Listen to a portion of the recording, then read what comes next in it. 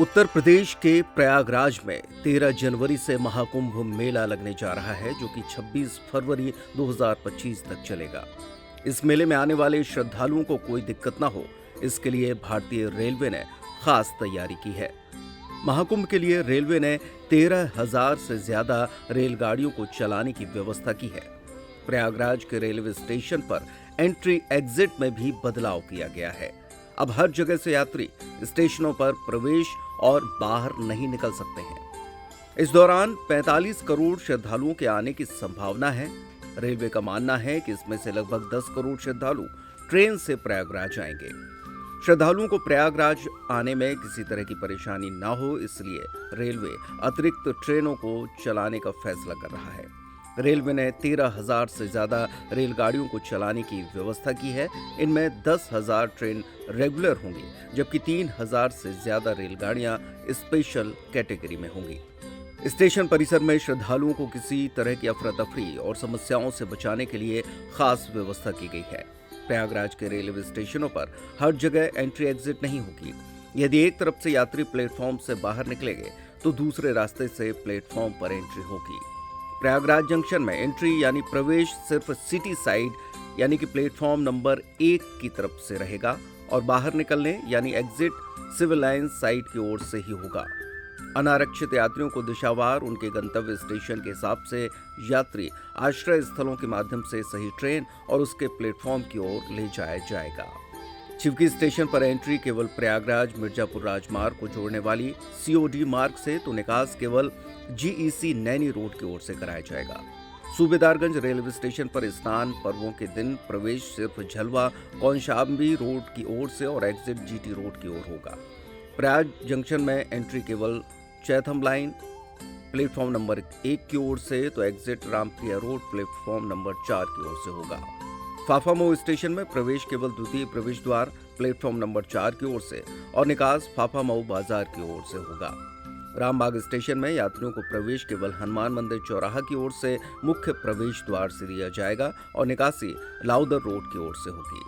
Prayagraj Sangam station Daraganj मेला क्षेत्र में ही होने के कारण मुख्य स्नान पर्वों के दिन बंद रहेगा। रिजर्व्ड या आरक्षित यात्रियों को उनकी ट्रेन आने के 30 मिनट पहले ही प्लेटफॉर्म पर जाने की अनुमति दी जाएगी। सुरक्षा के भी पुख्ता इंतजाम हैं। साथ ही साथ प्लेटफॉर्म पर फर्स्ट एड की सुविधा हर प्लेटफॉर्म पर देने की व्यवस्था भी की गई है। हर तरह की चिकित्सा के प्रबंध किए गए हैं और ट्रेन के डिब्बों का नवीनीकरण भी किया जा रहा है।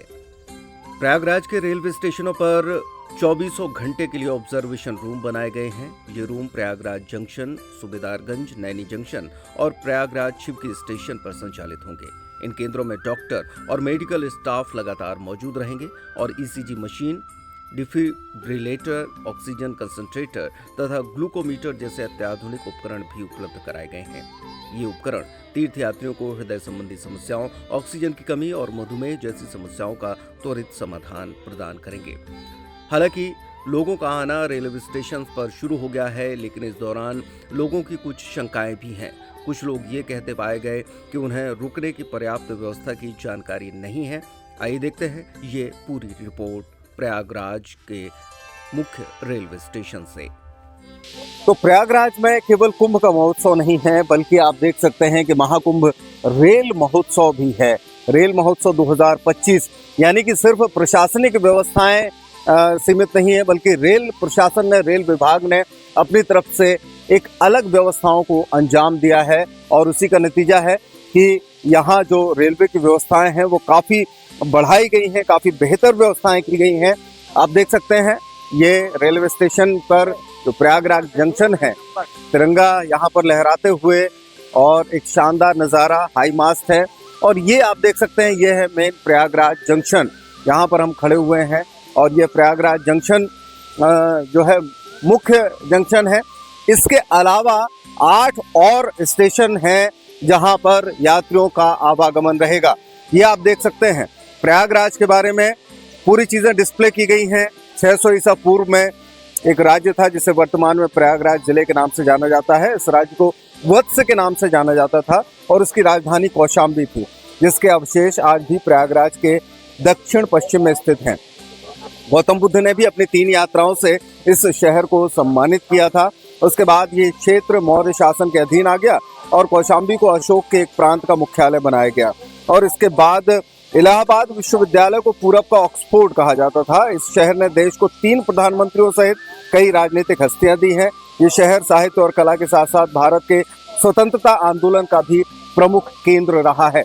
तो आप देख सकते हैं ये प्रयागराज जंक्शन और महाकुंभ के लिए ये डिस्प्ले किया गया है। टोल फ्री नंबर भी दिया गया है, जिससे कि अगर रेलवे में कोई भी दिक्कत हो, अगर रेलवे से संबंधित कोई परेशानी हो तो इस नंबर पर आप बात कर सकते हैं। साथ ही साथ यहाँ पर हम दिखाएंगे कि किस तरीके से जो प्रयागराज के आसपास के जो ऐसे दर्शनीय स्थल हैं उनको यहाँ दर्शाया गया है। जैसे कि 169 किलोमीटर सड़क मार्ग के द्वारा आप अयोध्या धाम पहुंच सकते हैं। वाराणसी की दूरी यहाँ से सड़क मार्ग से 120 किलोमीटर है, तो यहाँ से वाराणसी भी पहुंचा जा सकता है।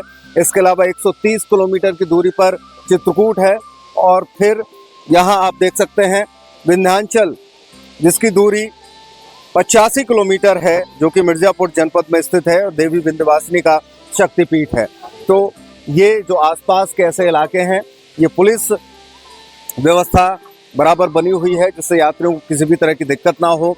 लगातार ड्यूटी उनकी चल रही है और ये सेल्फी पॉइंट यहाँ पर बनाया गया है। आप देख सकते हैं ये selfie point Prayagraj junction, main junction यहाँ का सबसे बड़ा रेलवे स्टेशन।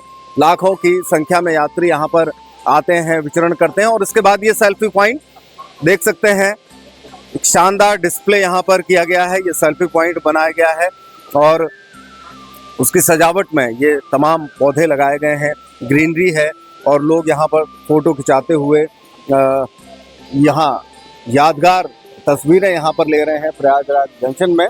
और हम कुछ लोगों से बात भी करेंगे, बहुत सारे यात्री यहाँ पर मौजूद हैं। सर क्या नाम है, कहाँ से आए? मैं वेस्ट बंगाल से संजीव मुखर्जी। संजीव मुखर्जी नाम है मेरा। तो संजीव जी यहाँ जो विजिट करने आए हैं, क्या 1-2 दिन का विजिट है या फिर मेले में आए? मैं कल सुबह यहाँ आया था, स्पेशल ट्रेन से आया था। कुंभ स्पेशल जो कैलकाटा से किटुंडल तक चलती है और कल पूरा दिन रहा यहाँ होटल में। आज भी पूरा दिन मेले में अच्छे से मैं कवर किया। तो मेला देखा आपने, कैसा लगा? बहुत ही अच्छा। मैं तो एक यूट्यूबर हूँ, अच्छा, अपना कवर करने के लिए आए थे। बहुत ही सुव्यवस्थित है, हर चीज ऑर्गेनाइज्ड है, बहुत ही ज्यादा ऑर्गेनाइज्ड। साफ सफाई से लेके जो सिक्योरिटी है वो सब कुछ बहुत, यहाँ का जो प्रशासन है बहुत स्ट्रांग है, बहुत स्ट्रांगली इसको हैंडल कर रहा है। और सब कुछ और थोड़ा सा ज्यादा व्यवस्थित होगा। 10 दिन अभी भी बाकी है। जो इसके पहले भी यहाँ पर आ चुके हैं क्या? मैं तो इलाहाबाद पहली बार आया हूँ। पहली बार।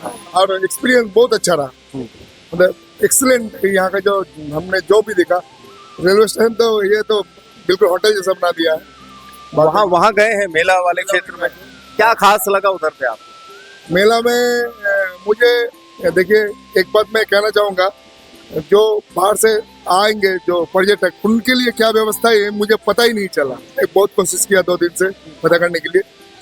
जो भी वहाँ जो प्राधिकरण है, मेला प्रशासन के जो ऑफिस हैं, नहीं हो सकी मुझे। और वहाँ चूंकि बहुत सारे टेंट सिटी बनाई गई है, बहुत सारे अखाड़े, वो प्रशासन के लिए है, प्रशासनिक आदमियों के लिए है। जो यहाँ भी मैंने क्या देखा, जो भी कुछ देखा वो सब प्रशासन के लिए है। और जो मैं देखा जो भी पुलिस वालों के लिए, या जो यहाँ सन्यासी जो आएंगे, साधु जो आएंगे, सन्यासी आएंगे, सभी उन्हीं के लिए है ना। उनके लिए अखाड़े हैं, उनकी खुद की व्यवस्था है।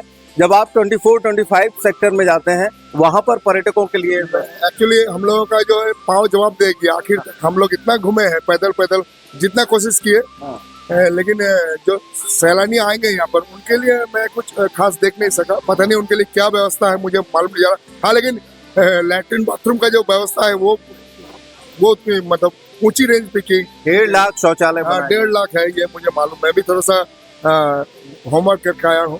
तकरीबन 4,500 करोड़ का यहाँ खर्चा है। 4,500 करोड़ का खर्चा आया है गवर्नमेंट का। तो और लगभग 40 करोड़ की संख्या में पर्यटक आए। किस डिपार्टमेंट से ताल्लुक रखते हैं? मैं पहले फौज में था। अच्छा। अभी मैं अपना एक छोटा मोटा बिजनेस करता हूँ, तो मेरा घर में अपना खुद का बिजनेस है। तो मैं एक्चुअली आसनसोल से आया हूँ। आसनसोल नाम सुने होंगे वेस्ट बंगाल में।